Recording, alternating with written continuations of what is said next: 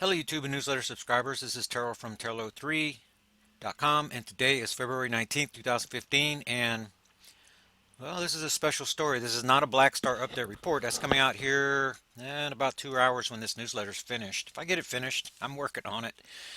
But there's movement in this story here. This story is currently on page 18 and it's going to be moved up. It's going up to maybe, it's going to go right up near the top of this newsletter because of a new development that's happened.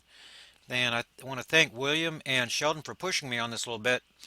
This this is the original information that I have, and now um, I'm getting new information, and it is making everything is beginning to make more sense. I cannot say what caused these events yet, but I want to show you something that's changed. And I got to nobody knows what these mysterious plumes are on Mars. See, this is a different story that just came out 2 days ago. And from my original information, this 2012 episode happened November the 10th. I went back and looked, and that's what they're saying. I can't tell you what about that one. I thought that was the 2012 event, quote unquote, but it wasn't. Something else happened in 2012, and it happened at a key period. And I want to show you this. Okay, so you're seeing a shot of the plume that's forming up there. And when I got down into the article, then this is what I found that I quoted in the newsletter. The duration of the plumes, March 12th through 23rd of 2012. Right? And then and it says after which observations of the area ended. Doesn't necessarily mean that the dust cloud phenomenon ended, but that's when their observations ended. It could be because the dust cloud ended, but you see what I mean? You can't really tell there. But this is a very, very key period. I want to show you what the solar system looked like at that time. Look at the date down here, March 12th, 2012. Thing to realize, this is 1 year and 1 day after Fukushima. 1 year and 1 day after Fukushima. Okay? I've been tracking the black star, and in 2012 the black star was right here. And let me show you what happened on that day. Let me see if I can get the right. Here we go.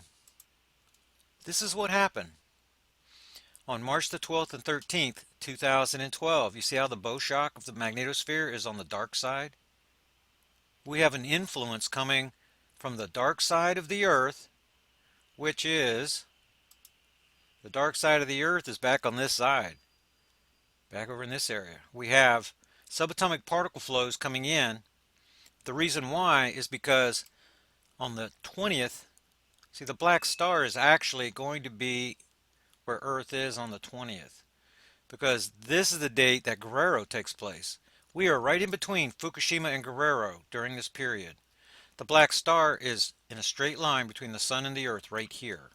But as that was happening, as the Earth was coming around in orbit like this, you have a magnetic portal connection running from the sun to the Earth and another one running from the black star to the Earth. Those two magnetic portal connections are converging upon the primary sun-black star magnetic portal connection. As that's happening, in the area of space between these converging magnetic portal connections, you're getting portal-to-portal cross-firing of these magnetic portal connections. As that's happening, that is what caused Earth's magnetosphere to flip around. Now, Earth has a robust magnetosphere. It has a magnetic portal connection with the sun. So we didn't see any solar wind striking the Earth because Earth's magnetosphere turned around.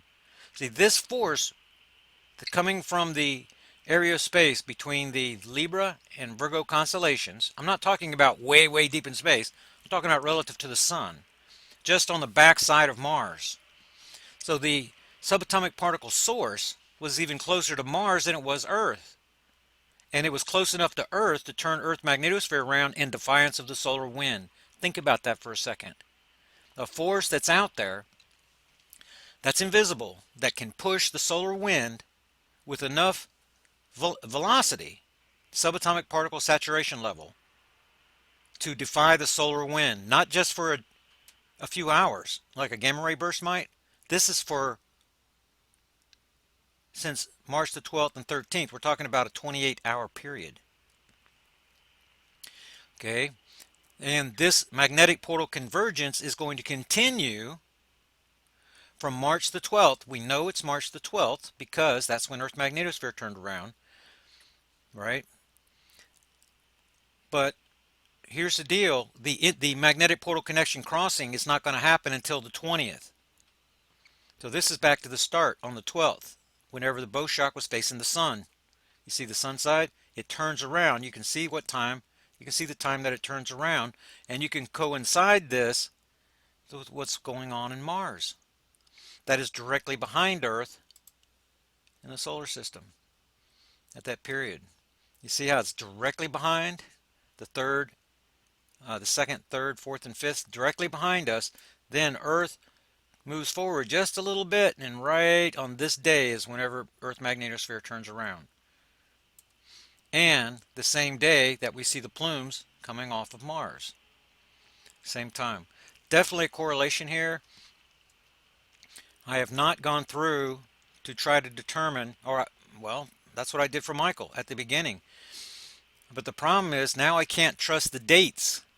That's already in the newsletter. I mean, you can check the dates for yourself.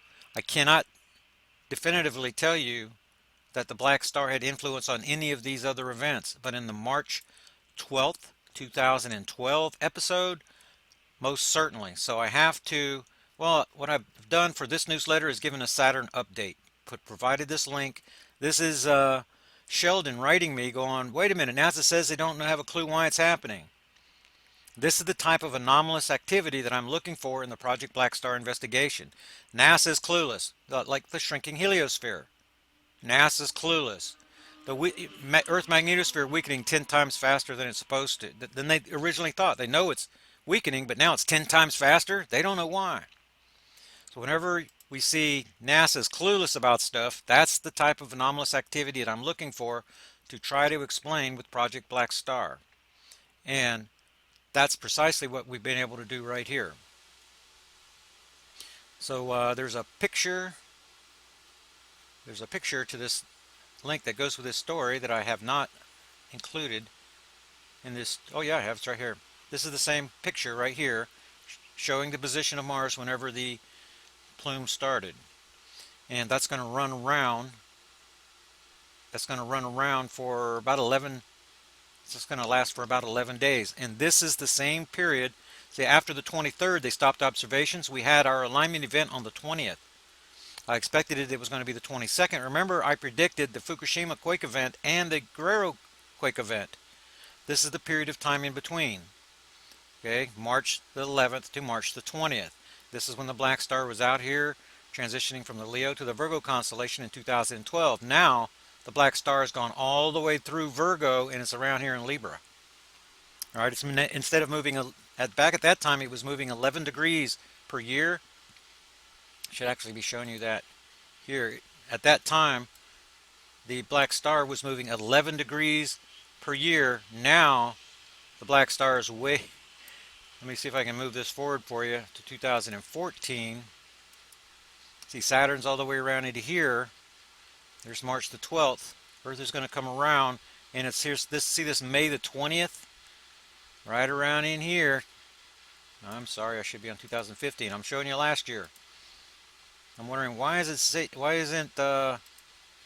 Saturn around farther? That's the reason why. See right here around the 20th, we're getting ready to pass between the Sun and Saturn in the Libra constellation. The black star has moved all the way from around there through Virgo. The black star is now somewhere in this area here. So we wouldn't see a plume now because of the black star. Look where Mars is, on the back side of the solar system. Let's drag Mars back around and we'll see that June 2014 is the last time. See, May into June 2014, this is the last time that the black star, that the Mars passed between the black star and the Sun. So, see, following this progression in the research, then I would be looking for another dust event.